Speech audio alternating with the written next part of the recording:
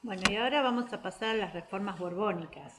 ¿Y cuáles fueron las causas de las reformas borbónicas? Bueno, la primera causa fue la corrupción. La corrupción que había en las colonias, en la administración de las colonias. Otra causa eran los límites que había que ponerle al poder eclesiástico. Entonces, primero la corrupción de las colonias, de la administración de la colonia. Segundo, ponerle límites al poder eclesiástico. Tercero, un fortalecimiento de la presencia militar. O sea, había que, justamente por ese temor de que había muchos líos a nivel de guerras civiles y también de invasiones exteriores, entonces, bueno, había que fortalecer el poder militar.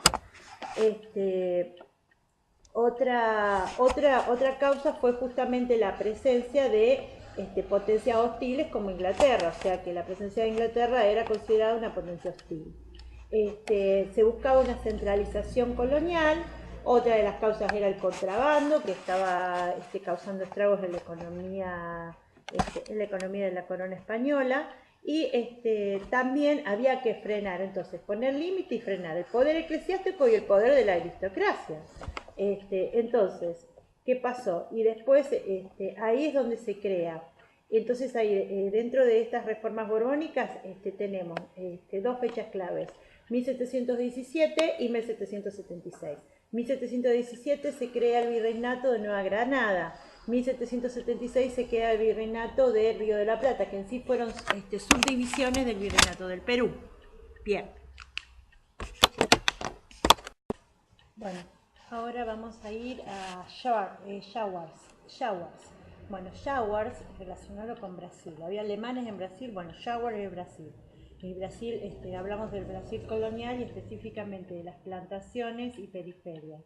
Este autor abarca un periodo desde 1580 aproximadamente hasta 1750.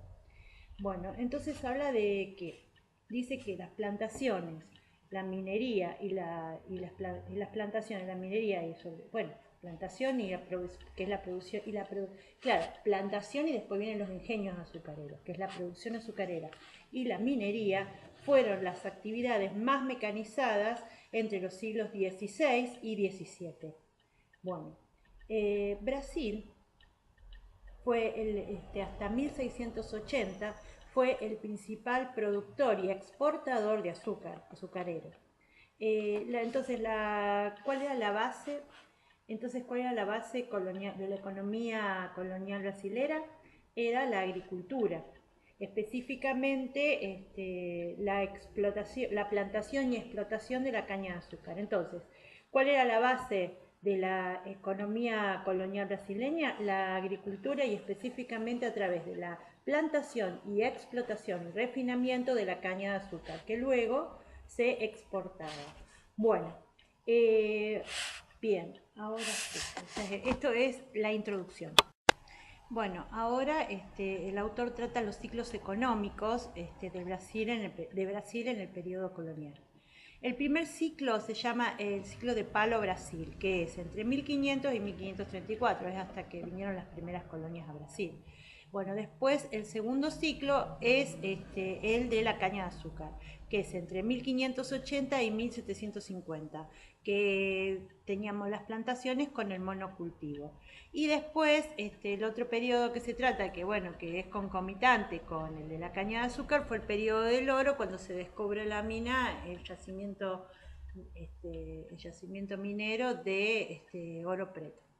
Bueno, ahora vamos a desarrollar el primer periodo. El primer periodo entonces es el periodo denominado el de Palo Brasil, que es entre 1500 y 1534. Bueno, entonces, esta es la primera etapa, es cuando los portugueses llegan a Brasil, ¿no? Entonces, esta primera etapa es una etapa costera, porque llegaban, implantaban factorías y se retiraban.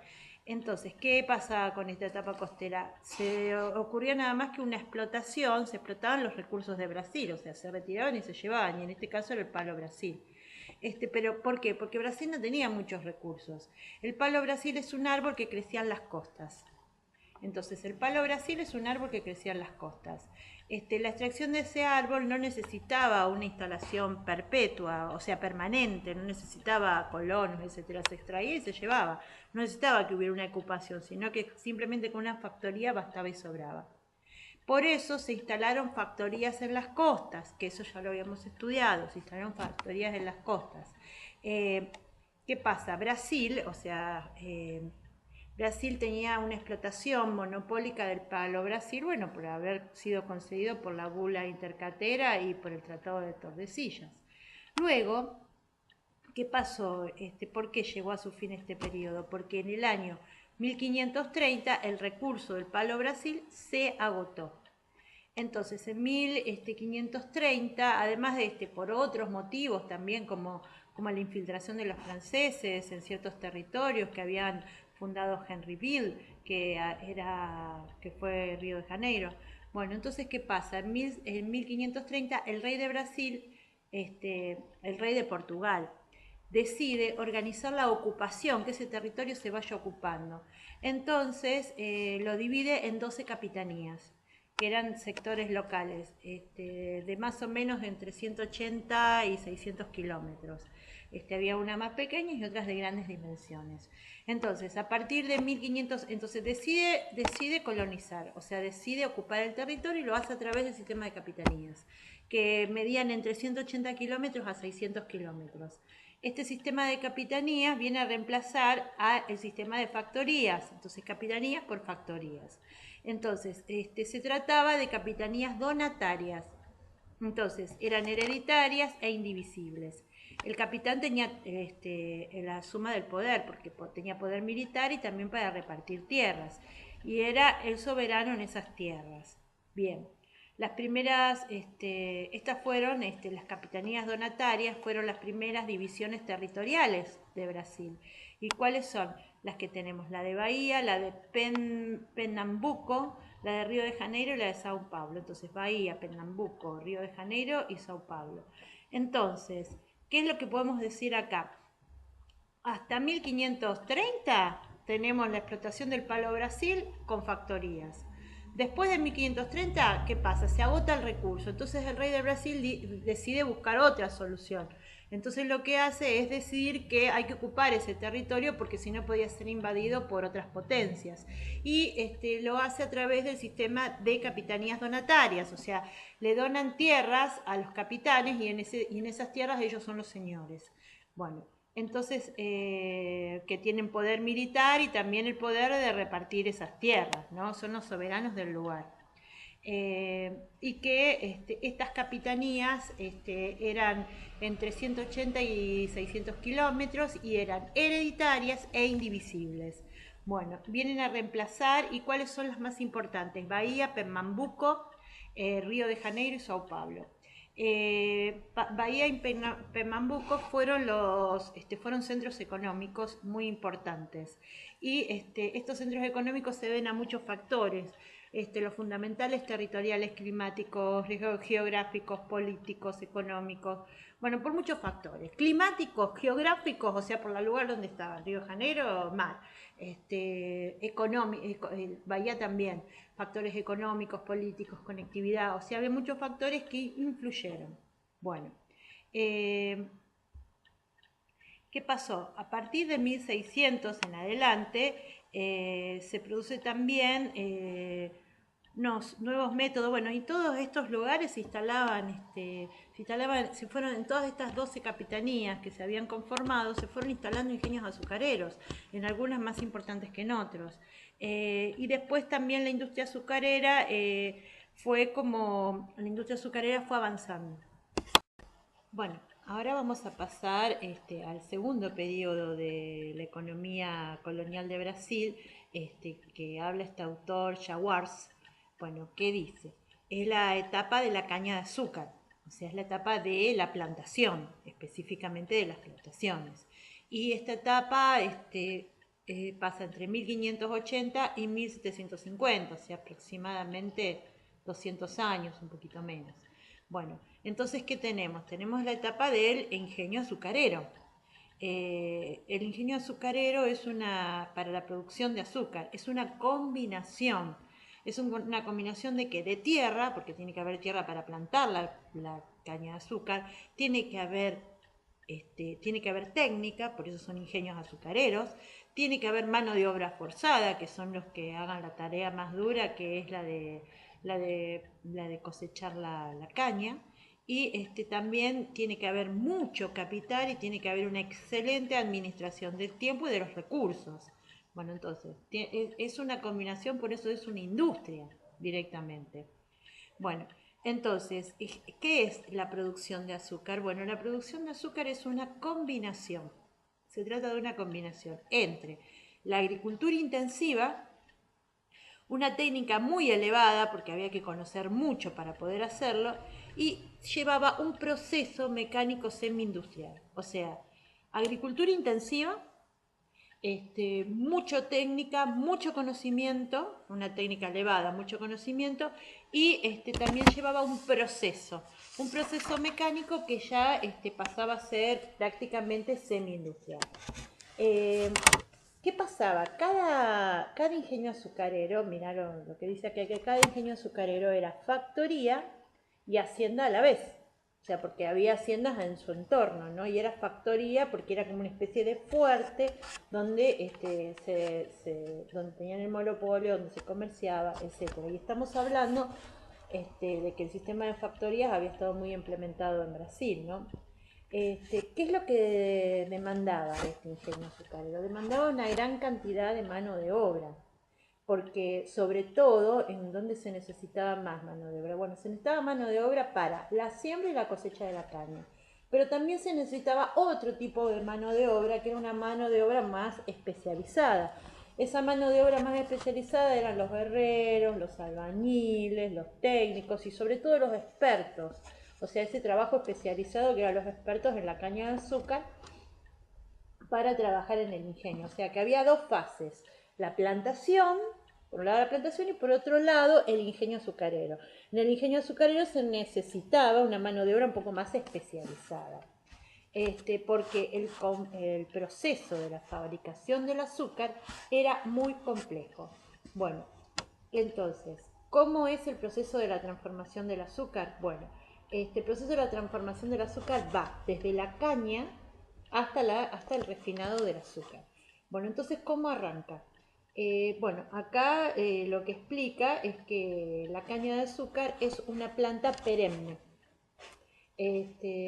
O sea que puede producir cosechas para varios años.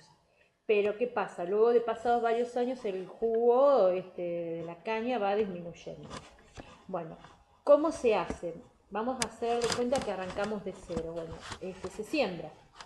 O sea, los primeros brotes se van a sembrar. Y hay que esperar para que maduren entre 15 a 18 meses, o sea, un año y medio aproximadamente. Bueno, luego le sigue el primer corte, o sea, la primera cosecha. Y después se puede cosechar cada 9 meses. Después, la segunda fase es el escardado. Escardado. Entonces, una vez plantada, la planta necesita ser escardada 3 veces. Y este es el trabajo más duro, que requería entre 30 y 40 esclavos.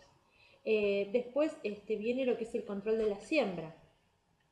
Porque la siembra, bueno, había que cuidarla porque necesita cuidados muy especiales y habilidades también especiales para cuidarla, para saber que está bien, que no tenga plagas, etcétera, etcétera.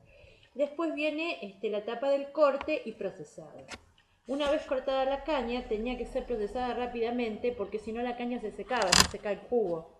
Bueno, entonces, la caña de azúcar tiene o sea, la fase de la plantación tiene 4 fases. La primera, la siembra.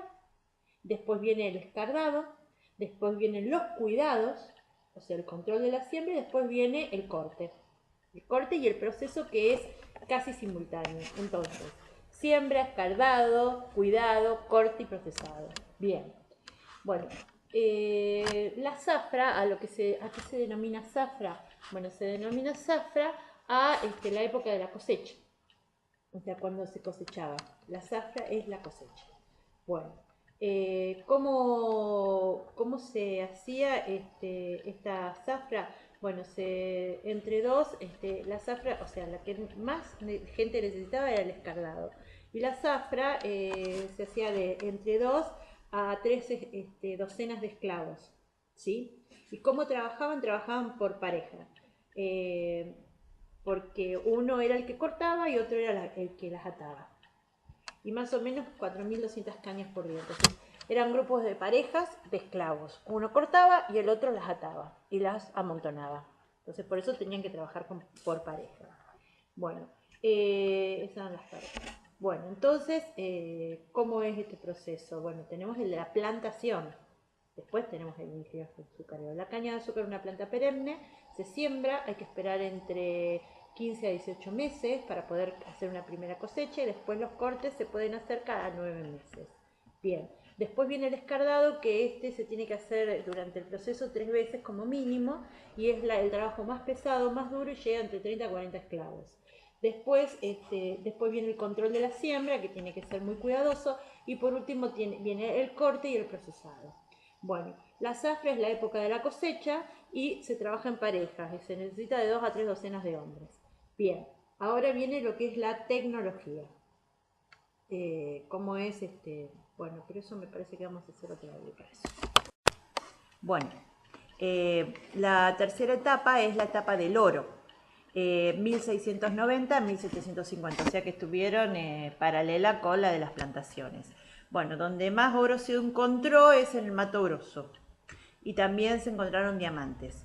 Bueno, la explotación del oro de Brasil, ¿a quién estaba a cargo? Estaba a cargo de empresas privadas. ¿Quiénes eran la mano de obra? Bueno, la mano de obra eran esclavos y eran indígenas. ¿Qué repercusiones tuvo? Bueno, tuvo repercusiones locales y también tuvo repercusiones internacionales.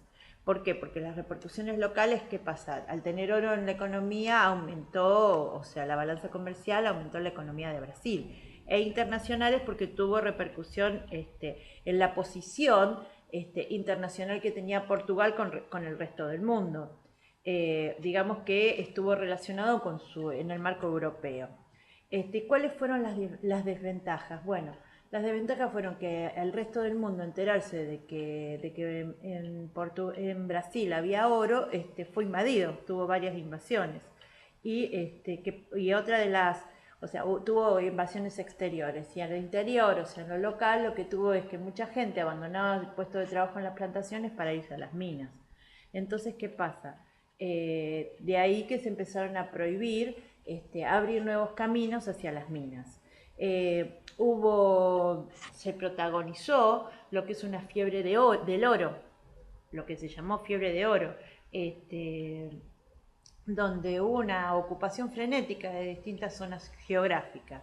Y esto fue un periodo de migración masiva y apresurada de trabajadores. O sea, ¿qué pasa? Bueno, o sea, lo mismo que, para no decirlo tan loco, lo que podemos decir es que hubo una desventaja. La desventaja es que se abandonaban los trabajadores de una manera masiva, abandonaban su puesto de trabajo para ir a las minas.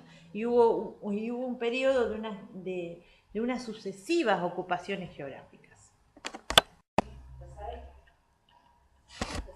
Hola. Bueno, ahora vamos a ir al apunte de Huacho. Tupac Amaru II y la recuperación del norte argentino. Bueno, todas estas cuestiones de fundaciones, refundaciones, etcétera, etcétera, etcétera, ocasionaron una gran cantidad de revueltas y resistencia por parte de los pueblos originarios, sobre todo en el norte argentino. Los principales centros, entonces partimos de que los principales centros de colonización fueron México y Perú. Esto fue cuando estos centros de civilización significó un encuentro entre culturas, o sea, el nuevo mundo con el viejo mundo con el nuevo mundo.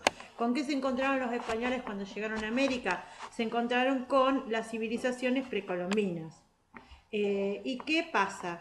Bueno, cuando estos centros de civilización, o sea, para él, con ellos, le fue fácil la conquista. ¿Por qué le fue fácil? Porque ya estaban estas grandes civilizaciones, ya estaban bajo el dominio de administraciones, o sea, de instituciones centralizadas. En el norte de México, en Chile y en el sur y en el sudeste de Chacras, la colonización española fracasa cuando se encuentra con los indios nómadas. Entonces hay que decir una cosa, que en las grandes civilizaciones estaba todo bien y fue más fácil porque ya estaban acostumbrados a un gobierno centralizado. El problema más grave que se enfrentaron los españoles fueron los indios nómadas. ¿Dónde estaban los indios nómadas? En el norte de México. Y hacia el sur, estaba hacia el sur de Chacras y sobre todo Chile, donde estaban los araucanos y donde estaban los mapuches. Eran indios nómadas. Y la mayor resistencia que tuvieron los españoles fueron en los Andes.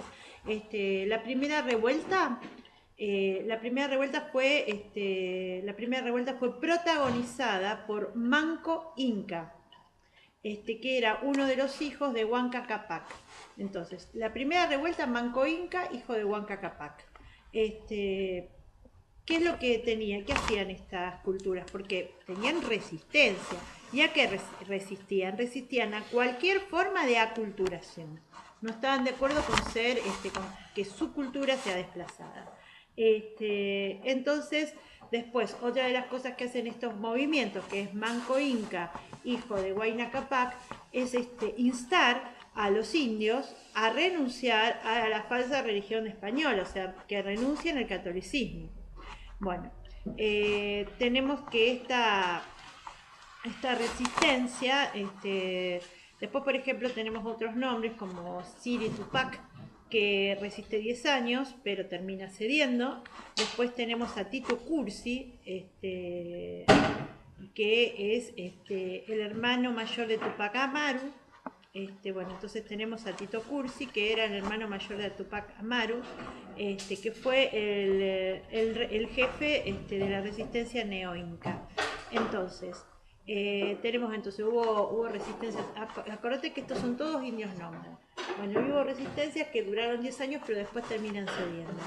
Después lo tenemos a Tito Cursi, que fue el jefe de la resistencia neo-india. Neo-inca.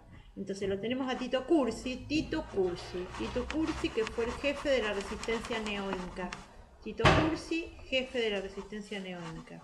Entonces, ¿qué hacen ellos? Desafían la hegemonía española y tuvieron gran repercusión porque se fue recorriendo aldea por aldea y se fue restaurando el culto. Y entonces se empezaron a hacer rituales. O sea, acá ¿qué es lo que tenemos que hacer? Que hubo una organización de una gran resistencia y revueltas, ocasionados por principalmente no por los indios civilizados, centralizados en Perú y en México, sino más bien por los indios nómadas. Los indios nómadas fue una cuestión de que costó muchísimo conquistar a España. En el norte, tanto en el norte como en el sur, por ejemplo en Chile. Tenemos que una primera revuelta fue organizada por Manco Inca,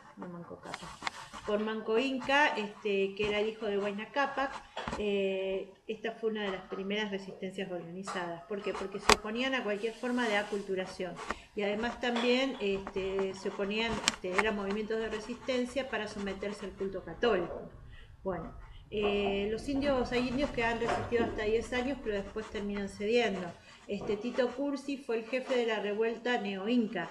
Después, ese es Tito Cursi. ¿Qué es lo que hacían? Todas estas revueltas tuvieron una gran repercusión. Se iban de aldea en aldea para que justamente rechazaran el culto católico y se restaurara el culto inca. Bueno. Entonces, como se rechaza el culto católico y se vuelven a hacer los rituales antiguos, entonces estos fueron acusados de herejía por la Iglesia Católica. Ahí tenemos la razón de ser de la Inquisición en Lima. Bueno, después, Tupac Amaru. Tupac Amaru asumió, primero entonces, Tito Cursi era el hermano mayor de Tupac Amaru. Entonces, Tito Cursi era el hermano mayor de Tupac Amaru. Tito Cursi fue el jefe de la resistencia neo-inca. Tupac Amaru le sigue a Tito Cursi y asume la jefatura del nuevo Estado Inca, tras la muerte de Tito Cursi, 1571, así que es siglo XVI. Bueno, entonces, ¿qué hace? A todo esto acá es donde entra el virrey Toledo, Francisco Toledo, que era un desgraciado, y decidió someter a Perú. Entonces, en el 72 decapita a Tupac Amaru. Entonces, que acá esto todo ocurrió ¿en dónde? Ocurrió en Lima, en Perú, en Quito, en Lima, en Quito, en Cusco, en Perú. O sea, ocurrió en toda la zona de Perú donde estaba el virrey. donde estaba el virrey Toledo, Francisco Toledo. Francisco Toledo, o sea, es la época de Toledo en el 1571, donde Tupac Amaru le sucede después de la muerte de Tito Cursi como el jefe del Estado neoinca. Bueno, como presidente del Estado neoinca. Entonces, ¿qué decide Toledo? El virrey Toledo decide combatir toda esta resistencia, entonces corta por lo sano. Manda a decapitar a Tupac Amaru. Y esto ocurre, ¿y a dónde lo decapitan? En la plaza de Cusco, para que todos lo vean.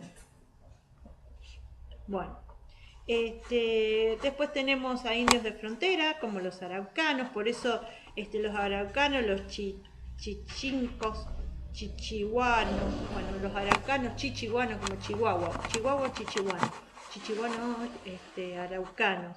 Estos se resistieron. Entonces los araucanos, entonces ¿a quiénes teníamos como principales problemas? Teníamos a los indios nómades, que también eran los indios de frontera. Por ejemplo, los araucanos se resistieron al sistema colonial. Pero el sistema colonial logra imponerse, porque se sirvió de las instituciones existentes, como la encomienda, la mita y el yanaconazgo. Bueno, entonces, los indios de frontera, casi como los indios nómades, que hubo una gran cantidad de revueltas organizadas, pero ¿qué pasa? Se resistieron al sistema de dominación colonial. Pero el sistema de dominación colonial logra imponerse, ¿por qué? Porque utilizaron instituciones preexistentes, como la mita, el yanaconazgo, la encomienda. Bueno. Después tenemos a José Gabriel Covadonga, que inició en el siglo XVII, o sea que ya estamos en 1600, inició una rebelión para protestar contra la corrupción y los abusos. Se autonombra Tupac Amaru II y se hace una sangrienta masacre de hombres blancos. El movimiento liderado por el cacique, esto es muy importante, el movimiento liderado por el cacique Tupac Amaru se inició en Cusco en 1780. Con ataques a corregimientos, saqueos. Ataques a corregimientos y saqueos. Luchaban por mejores condiciones de trabajo del indio y reconocimiento legítimo de sus derechos. Entonces, esto es lo más importante. Hubo un movimiento con el nombre, entonces acá tenemos un movimiento. Hubo un movimiento que estuvo designado con el nombre de Tupac Amaru. Ese movimiento se inició, Tupac Amaru fue muerto en 1571, este movimiento se inició en 1580. Y este movimiento, ¿qué iba? Se dirigía en contra de corregimientos, había saqueos, o sea, destruían, quemaban, había saqueos, ¿por qué? Porque lo que buscaban era reivindicar los derechos de los indios, mejores condiciones de trabajo, reconocimiento de sus derechos. O sea, luchaban por mejores condiciones de trabajo indígena y por el reconocimiento de sus derechos. Entonces, por eso atacaban corregimientos y también había saqueos. Bueno, a ver, ya estoy, madre. Bueno, ahora vamos a ir al texto de Zapata. Vamos a ir al texto de Zapata, que habla de sociedad, cultura y crisis en el orden colonial. Bueno. Entonces empieza con un título que dice Sociedad colonial, contexto americano. Y habla que entre el siglo XVIII y XIX dice que la conquista, o sea, lo que tenemos que decir, que la conquista se transforma en colonización. Bien. Y después, en el siglo XVIII ya empieza lo que es el periodo de la independencia, que es ahí hasta donde vamos a llegar. Entonces, ¿qué tenemos? Son 3 siglos. En esos 3 siglos cambiaron muchas cosas, porque cambiaron ideas, cambiaron las ideas, cambió la tecnología, cambiaron los modos de producción, o sea, cambió, si querés, hablar como de circuitos económicos va a ser más fácil. En 3 siglos, o sea, desde el 16 al 19, cambiaron muchas cosas, cambió la tecnología, cambió el modo de producción, de distribución y de consumo, y también cambiaron las sociedades en su forma de organización. Tenemos que decir que, bueno, que vamos a llegar al periodo de la independencia, ¿no? Después también otra de las cuestiones, o sea, entonces entre siglos la sociedad cambió. Y otra de las cuestiones que cambió es que la península ibérica estaba en decadencia. Entonces, justamente dejó de ser tan potencia. Bueno, y entonces por eso que en 3 siglos también se modificó el equilibrio de las potencias ibéricas, que habían sido punta. Bueno, y entonces, claro, ves las potencias ibéricas los últimos siglos empieza a declinar y empieza el auge de otras potencias que son la Gran Bretaña y Francia. Entonces, baja la península, en Europa baja el auge de la península ibérica y empieza a subir el de Inglaterra y el de Francia. Bueno, ¿qué pasa? En el caso de, acá dice que bueno, que en el caso de América Hispana y Portuguesa tienen una herencia en común, o sea, la base porque son más o menos que fueron pasando en el mismo tiempo. Y esa herencia en común es el patrimonio cultural de la religión católica. Bueno, entonces, ¿qué pasa? Patrimonio, entonces tenemos lo que es ese patrimonio espiritual. Bueno, el patrimonio espiritual dice que en el siglo nace una nueva cultura que es la catolicidad como misión política. Entonces, ¿qué tenemos que tienen tanto la cultura hispana como portuguesa tienen elementos en común, que es la misión política? Esa misión política es llevar la religión católica al mundo, la catolicidad, el catolicismo. Bueno, y después tenemos desde el punto de vista político, entonces, desde el punto de vista espiritual, tenemos entonces, desde el patrimonio, desde el punto de vista espiritual, tenemos la catolicidad. Desde el punto de vista político, tenemos la Casa Habsburgo, porque es así. ¿Cómo llegamos a Carlos V? Bueno, llegamos a Carlos V y Carlos V de Alemania y primero de España, por lo siguiente, porque es así. Carlos es el nieto de Isabel la Católica y Fernando de Aragón. Isabel de Castilla y Fernando de Aragón. Es el hijo de Felipe el Hermoso y Juana la Loca. Bueno, ¿qué pasa? Felipe el Hermoso viene de Flandes y de la Casa Habsburgo, entonces por eso Carlos V es de la Casa Habsburgo. Bueno, ¿qué hizo la Casa Habsburgo? La Casa Habsburgo se encargó de organizar el Imperio Ibérico.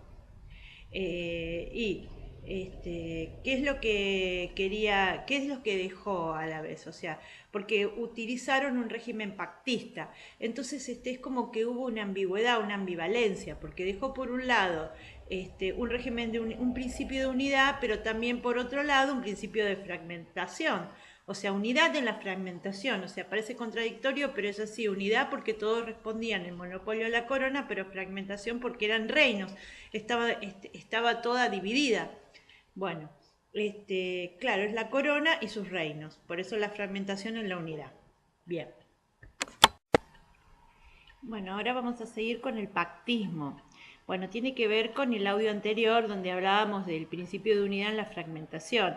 Eso se hacía a través del régimen pactista entre la corona y sus súbditos.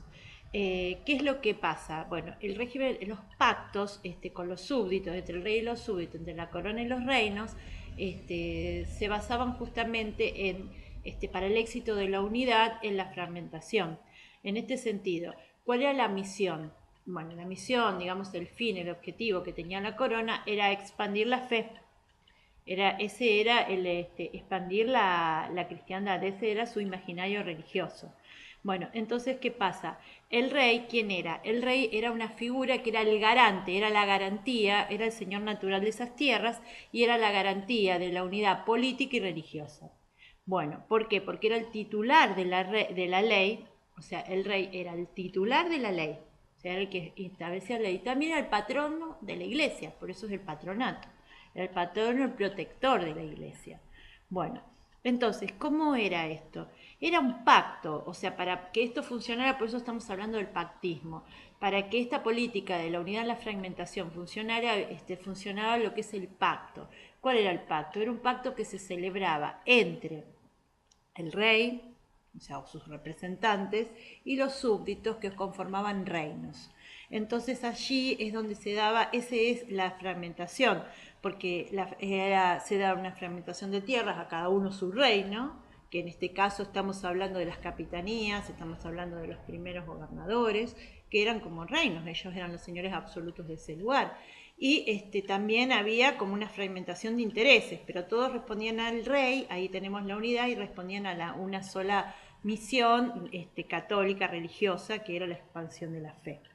Bueno, entonces, ¿qué pasa? Entonces, unidad de la ley, o sea, entonces, ¿cuál era la unidad? La unidad era un rey, una ley, una fe. Esa era la unidad. Un rey, el rey, se ponen todos al rey de España, una ley, la ley del rey, que es el Consejo de Indias, y un rey, una ley, una religión, una fe. Bueno, esa era la unidad en la fragmentación.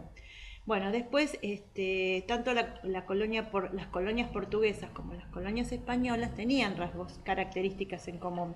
Y una de las características más importantes es que conformaron lo que se denomina un orden corporativo. Eran corporaciones. Entonces formaron lo que es un orden corporativo. Bueno, acá, orden corporativo. Bueno, entonces, ¿por qué era un orden corporativo? Bueno, el orden corporativo su base era el pacto entre la colonia y entre el rey y los súbditos. ¿Para qué? Entonces era un pacto de concesiones mutuas. Esas concesiones es lo que trajo como origen las corporaciones. Pero, entonces, el pacto eran las leyes. Las leyes que dictaba la corona eran el pacto, el pacto era la ley. Entonces, ¿cuál era el pacto acá? La capitulación de Santa Fe, esa era la ley. Bueno, entonces, por eso se forma un orden corporativo. ¿Por qué? Porque era un pacto que se firmaba entre el rey, entre la corona y las empresas privadas, ¿no? Que eran las expediciones que se dirigían al Nuevo Mundo. Entonces, ese pacto formaba lo que es una corporación. Es como si hoy firmara qué sé yo, Monsanto con el gobierno. Es un pacto entre una asociación privada y el gobierno. Bueno, entonces, ¿qué pasa? Eran una cosa que, bueno, está complicado acá, pero dice que eran sociedades orgánicas. O sea, vamos a tener la teoría del organicismo. Eran sociedades orgánicas, formaban una unidad porque eran varios órganos que estaban conjuntos y para poder funcionar tenían que estar todos juntos. Entonces, por eso, eran sociedades orgánicas, jerarquizadas. Eran sociedades, o sea, vamos a aplicar acá la teoría del organicismo.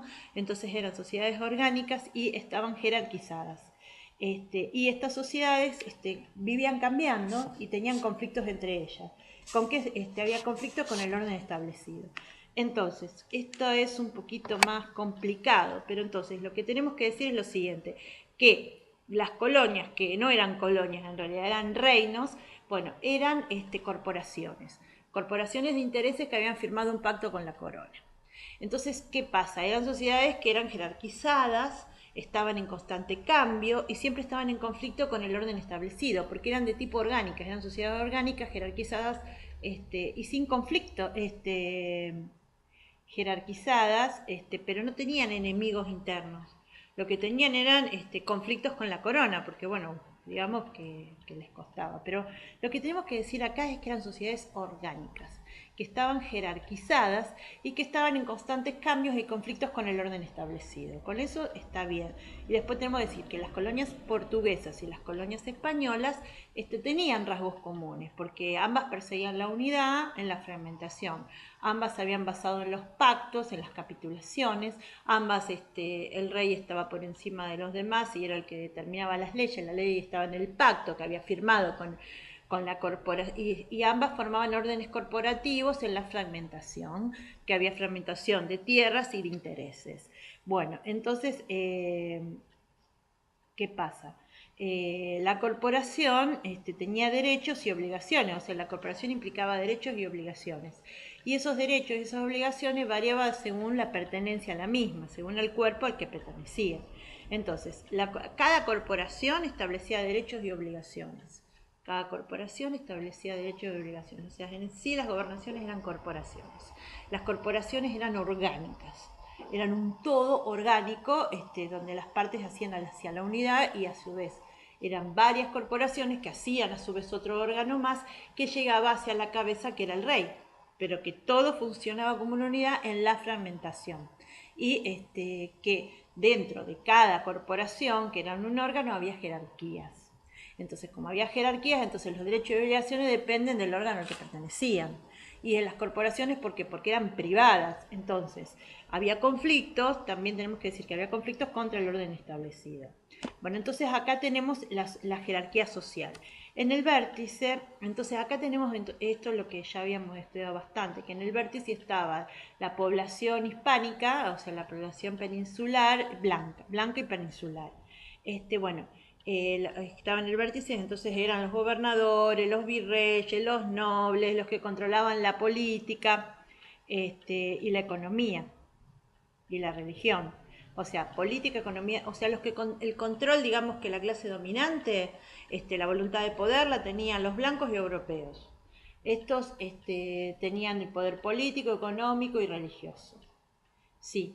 ¿Y dónde vivían? Bueno, los españoles vivían en las poblaciones más concentradas, o sea, en las capitales de los virreinatos o en las capitales de las grandes capitanías. Bueno,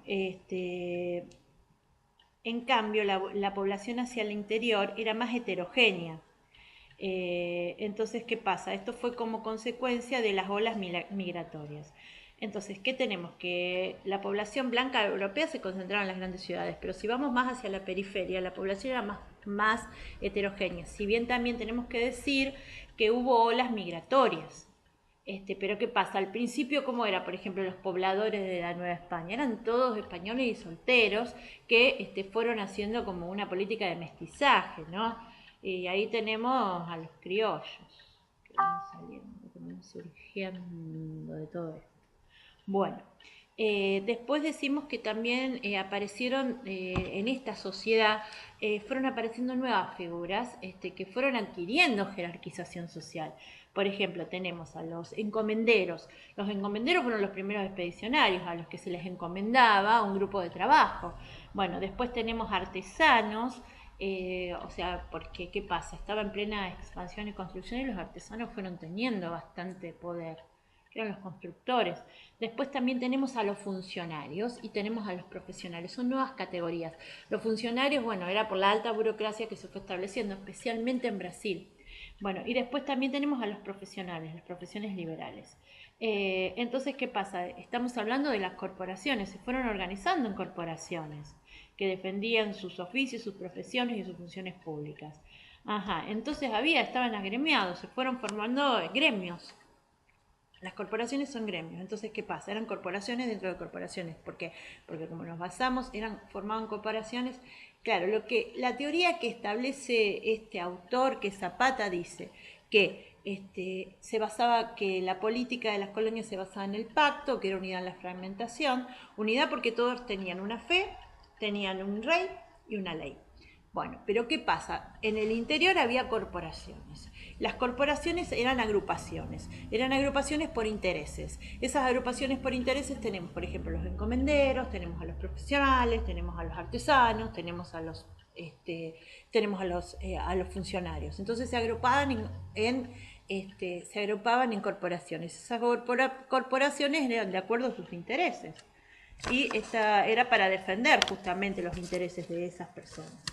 Bueno, entonces después tenemos que la población blanca, que era lo que ya veníamos hablando de lo que es la jerarquía, que la población blanca era la que estaba en la cúspide de la pirámide y era la clase alta. Y bueno, y era digamos que lo que más hacían eran ser altos funcionarios o también altos comerciantes con mucho dinero. Bueno, eran los que tenían a su cargo el monopolio. Bueno, después tenemos que se empieza a ver como unas grandes, como a grandes exclusiones, ¿no? Porque la diferencia entre los criollos y los peninsulares era cada vez más profunda, porque los criollos no podían acceder a las funciones públicas, los criollos fueron ascendiendo en la escala social porque cada vez tenían más poder económico, digamos que eran como la burguesía, pero no tenían acceso a las funciones públicas, que solamente los funcionarios de la corona tenían que ser peninsulares. Entonces, ¿qué pasa? Si bien pertenecían a la sociedad local, no tenían acceso al gobierno, porque el gobierno era todo controlado desde una política centralizadora. Bueno, eh, ¿qué pasa? Después, con todo esto, después en el siglo XVIII, con las reformas borbónicas, las reformas borbónicas, una de las cosas que introdujeron, fue la revisión de los cargos públicos, porque había mucha gente que estaba enquistada en esos cargos públicos, que se habían hecho hereditarios y que no había un buen desempeño. O sea, digamos que las reformas borbónicas fueron muy duras y digamos que pusieron patas arriba a la administración. Entonces, una de las cuestiones que suma es como una revisión de los cargos públicos. Bueno, eh, después también tenemos que otra diferencia, entonces una primera diferencia entre criollos y peninsulares. Otra diferencia es la población indígena de la población blanca. Bueno, la población indígena conformaba lo que es la República de los Indios y la población blanca, generalmente la población blanca estaba circunscripta a la zona rural. Y después también otra diferencia con la población africana. Entonces, tenemos como un crisol de raza, porque tenemos criollos, tenemos blancos, después tenemos criollos, después tenemos indios, después tenemos mestizos, y después tenemos a los negros, tenemos los zambos, tenemos millones de combinaciones, y todos en un mismo territorio, pero cada uno tenía como un destino. Por ejemplo, la población blanca y europea eran los funcionarios. Después de la población había otra población blanca que eran los comerciantes y los señores feudales, supuestamente, que eran los que estaban en el campo. Bueno, después también tenemos a los criollos, que también era una nobleza que estaba en ascenso. Después tenemos a los indios, que estaban en la República de los Indios y también había como un cierto orden social de nobleza dentro de los indios. Después tenemos a los mestizos y después tenemos por último a los negros, que eran los que estaban en las plantaciones. Y eran esclavos, eran la esclavitud legal. Bien. Bueno, ahora vamos a pasar también con Zapata a lo que habla de la cultura y la política del antiguo régimen. Bueno, entonces acá tenemos un título que dice Fisonomía de la monarquía española. Hasta el siglo XVI estaba integrada por un conjunto de reinos unidos en la persona de un rey. O sea, lo que acabamos de decir, cómo era la política, cómo era la fisonomía española de la corona. Bueno, había muchos reinos en España que estaban unidos bajo la figura de un solo rey. Bueno, las Indias. Las Indias también eran considerados reinos, pero que reinos, por eso la fisonomía política, eran reinos de ultramar, que estaban gobernados por el Consejo de Indias. O sea, el Consejo de Indias, digamos, que ejercía el gobierno, digamos que era el órgano consultor del rey, que era el que establecía las providencias, los autos, las reales células, pero que decía yo el rey, y se firmaban todo a nombre del rey, o sea, pero era el que verdaderamente era el órgano que estaba en España. Bueno, entonces eran reinos de ultramar, eran considerados reinos de ultramar. Teoría de la monarquía católica. Esto es una ideología, esto es la base de la materia, así que prestale mucha atención. Teoría de la monarquía católica. Bueno, tenemos el renacimiento durante el renacimiento del tomismo. O sea, bueno, es una teoría aristotélico-tomista. Esta teoría de la monarquía católica se dio durante el siglo XVI. ¿Quiénes eran los teóricos? Bueno, los teóricos eran Francisco de Vitoria y Francisco Suárez, los dos Francisco, de Vitoria y Suárez. Francisco de Vitoria y Francisco Suárez. Entonces, es aristotélico atomista, siglo XVI, Francisco de Vitoria, sí, y Francisco Suárez. Bueno, ¿cuál es la base? Justamente la teoría aristotélica atomista nace de lo que es el pactismo. Digamos que el poder político nace de un pacto entre los gobernantes y los gobernados. Acuérdate que el pactismo después daba como consecuencia el corporativismo. Bueno, entonces los súbditos se someten y se fijan límites y atribuciones al poder. Que el poder surgía por ley natural. La autoridad del rey provenía de Dios. El pactismo en el Estado no surgía del acuerdo. Ay, ¿cómo es esto? Me pongo loco. Bueno, entonces, Acá lo que tenemos es ¿cómo es cuál era la fundamentación de la autoridad del rey? Bueno, la fundamentación de la autoridad del rey acá está muy confuso, pero para mí la fundamentación de la autoridad del rey, el rey tenía el derecho por ley natural, o sea, la autoridad del rey era absolutista, provenía de Dios. Entonces era Dios, era el rey el que establecía la ley. Bueno, pero ¿qué pasa? También, o sea, para poder mantener esa unidad también entonces también hubo combinación con el pactismo. Entonces el pactismo era un pacto que hacía el rey, o sea, el pacto que hacía la corona con los súbditos. En este caso, ¿con quién hizo los pactos? Las capitulaciones son esos pactos. Son leyes, eran contratos, que era la ley entre las partes, donde se establecían derechos y atribuciones y donde se fueron conformando nuevos reinos, que son los reinos de las Indias, que son los reinos de ultramar. Entonces, allí a través del pacto se establecían derechos y atribuciones de los súbditos, pero eran pactos donde, ¿qué pasa? La ley, o sea, primero que era el poder absoluto. Ese poder absoluto venía de derecho natural, venía por ley natural, que era la ley que venía directamente de Dios. O sea, que se consideraba que el rey era el representante de Dios en la tierra. Y entonces, ¿qué pasa? A su vez el rey, como representante de Dios en la tierra y como el dueño de la ley, es el que firma pactos. O sea, es el que viene a firmar pactos con los súbditos. O sea, era una relación de poder del rey hacia los súbditos, del gobernante hacia los gobernados. Fija pactos con los súbditos donde se establecen un conjunto de derechos y obligaciones y de compromisos. Pero nace un pacto porque justamente lo que tenemos es la unidad en la fragmentación. Que la fragmentación es donde se fueron formando distintas corporaciones, que era lo que venimos estudiando de este autor, que es Zapata. Bueno, y después tenemos lo que habíamos dicho, que es la concepción organicista de la monarquía española. Bueno, bueno, tenemos a la concepción organicista, tenemos a Juan Salazar. Salarzano. Juan de Salazar.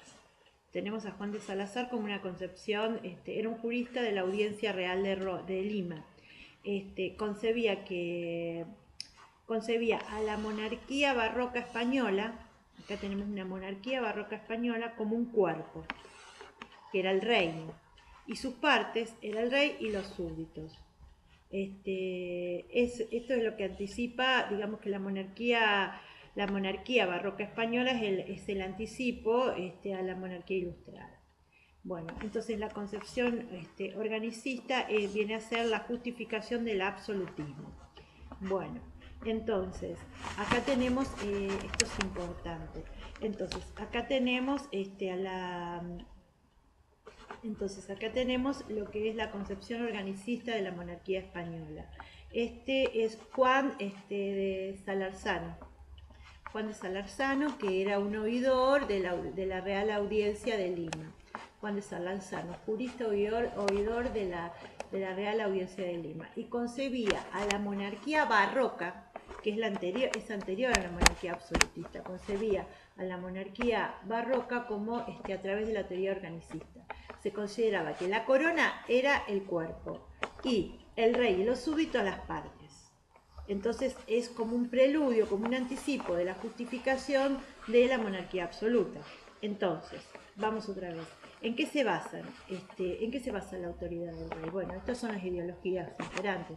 La autoridad del rey se basa, primero, en ley natural. O sea, que el rey era el representante de Dios en la tierra y su poder estaba justificado por una designación divina. Bueno, ese era el primero. Pero después, la fragmentación de los reinos que se conformaban, o sea, ¿cómo era la fisonomía de la política? La fisonomía de la política española eran que estaban formadas por un conjunto de reinos. Esos reinos tenían una unidad en un solo rey, que respondían al rey, pero eran reinos. Bueno, y después, ¿qué pasa? Pasamos a América y se conforman reinos de ultramar, que también se usa la misma lógica, esa unidad de los reinos en una sola corona que ejerce un rey, una ley, una fe. Entonces, también era una unidad de reinos, pero que esos reinos eran considerados corporaciones, que habían surgido ¿de qué? Porque eran fragmentados, habían surgido de un pacto, habían surgido por la teoría pactista, donde se fijaban derechos y obligaciones de las partes, pero la ley, ¿quién la imponía? La imponía el rey porque tenía ese poder absoluto. Bueno, y después tenemos otra combinación, bueno, esto es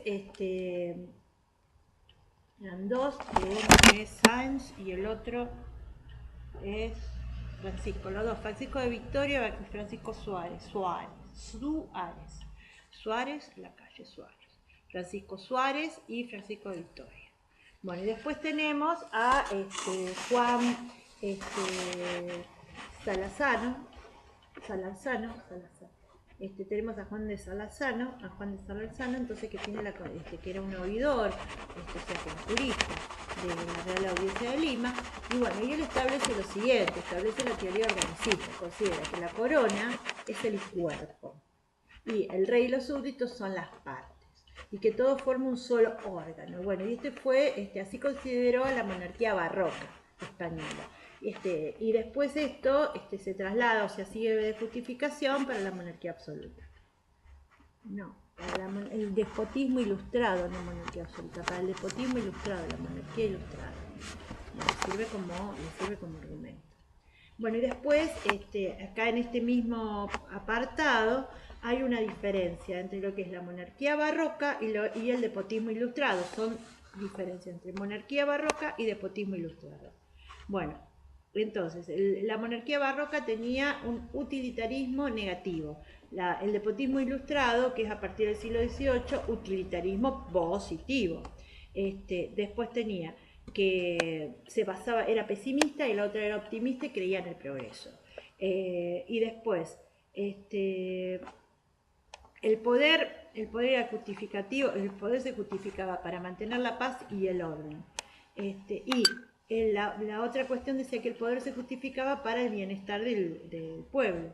Y donde estaba el fundamento estaba en la divinidad y el otro estaba en la razón. Bueno, entonces, vamos a decirlo cada uno y después vamos a decirlo por separado y después vamos a decirlo otra vez juntos. Entonces, la monarquía barroca. Bueno, la monarquía barroca se dio a partir del siglo XVII, o sea, para caracterizarla. Y tenía un utilitarismo pesimista. Sí. Después, tenía utilitarismo negativo, tenía pesimismo, consideraba que el poder era para mantener la paz y el orden y excesiva religiosidad, o sea, creer en la divinidad. Bueno, en cambio, la monarquía ilustrada, o sea, el despotismo ilustrado del siglo XVIII, era un utilitarismo positivo.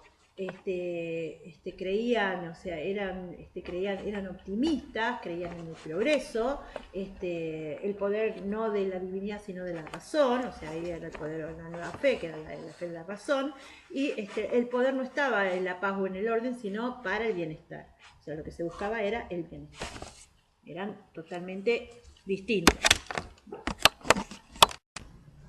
Bueno, ahora vamos a ir a otro apartado de Zapata, que es el que habla de la Guerra de la Sucesión Española entre 1701 y 1713. Porque, por ejemplo, fíjate que el último Austria fue Carlos II, hasta 1700. O sea que ahí la Guerra de la Sucesión empieza en 1701 a 1713. Bueno, Carlos II de España va perdiendo progresivamente el poder de la monarquía. Se disminuye la población, hay hambre y entonces, ¿qué pasa? La aristocracia va extendiendo su jurisdicción señorial. Acordate que los reinos son la aristocracia. Entonces, ¿qué pasa? Una de las cuestiones que más crisis económica trae a la corona es el contrabando. Bueno, entonces, Carlos II Austria, de la Casa Habsburgo, lo que tiene es que este periodo se caracteriza por la pérdida de poder de la monarquía. Hay hambre, disminuye la población, las aristocracias territoriales van aumentando su poder y también hay una crisis económica ocasionada por el gran contrabando. Acordate entonces que la fisonomía de la monarquía española tenemos la monarquía barroca y después tenemos el despotismo ilustrado. Son dos cosas distintas. La monarquía barroca, el utilitarismo negativo, pesimismo, poder para el orden y el control y para la paz y la creencia total en la divinidad. Bueno, entonces acá tenemos después, ¿qué pasa en 1700? En 1700 se muere Carlos II. Entonces, ahí es donde se inicia la Guerra de la Sucesión Española. ¿Quiénes eran los candidatos? Tenemos a dos candidatos para el trono. Tenemos a Felipe de Anjou, que era era el nieto de Luis XIV, y estos apoyos de Felipe de Anjou, este era un Borbón, Felipe de Anjou, Felipe de Anjou. Entonces tenemos a Felipe de Anjou, que era un Borbón, era nieto de Luis XIV, y estos tienen los apoyos de la corona de Francia y de Castilla. Y después tenemos a otro candidato que es Carlos de Austria.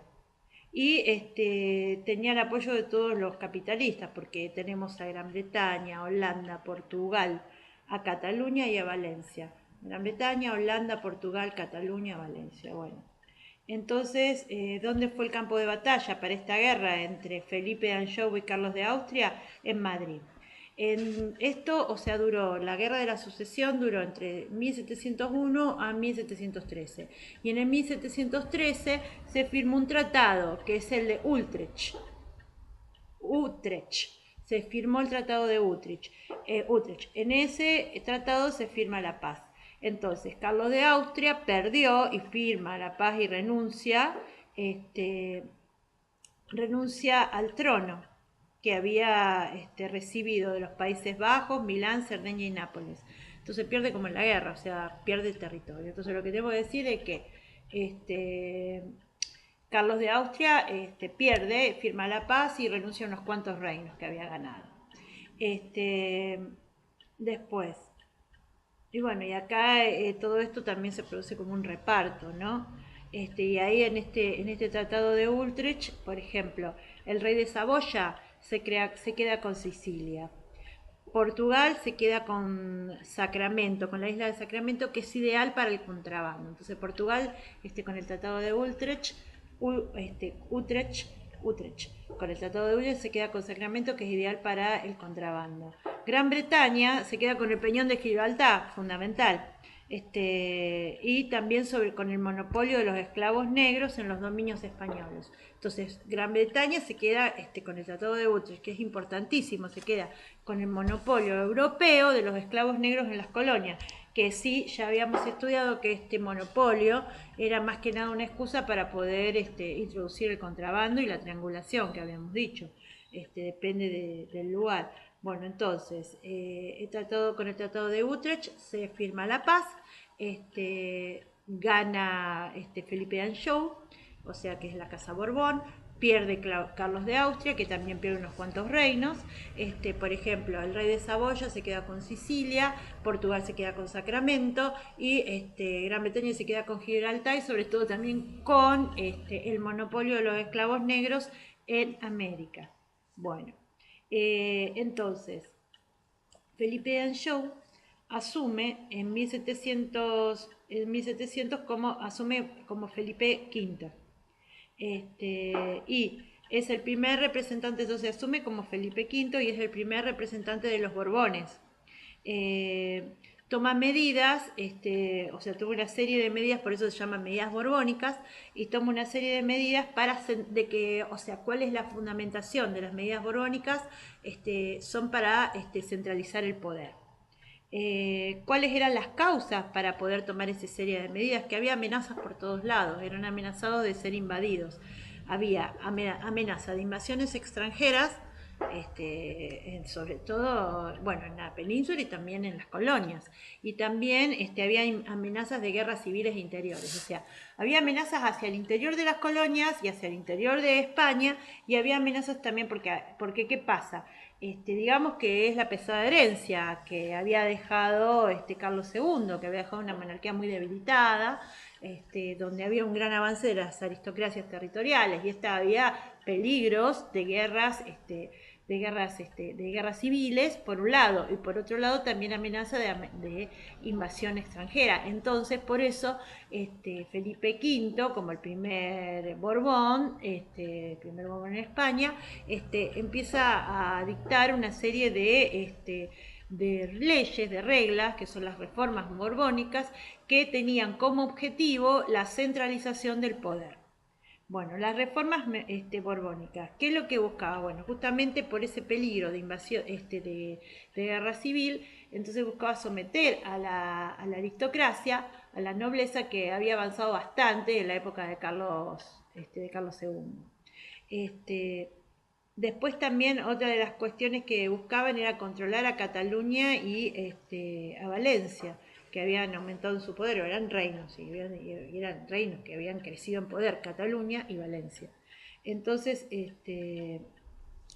también se crean regimientos militares, justamente como para poder poder presencia en esos lugares, se va creando entonces regimientos militares. O sea, digamos que hay una inversión en tecnología militar y en organización militar. Y después otra, o sea, ¿qué pasa? Acá se crea el regimiento, entonces se gasta más en milicias, o sea, se aumenta el gasto militar y se disminuye el gasto administrativo. O sea, hay una reestructuración administrativa muy fuerte.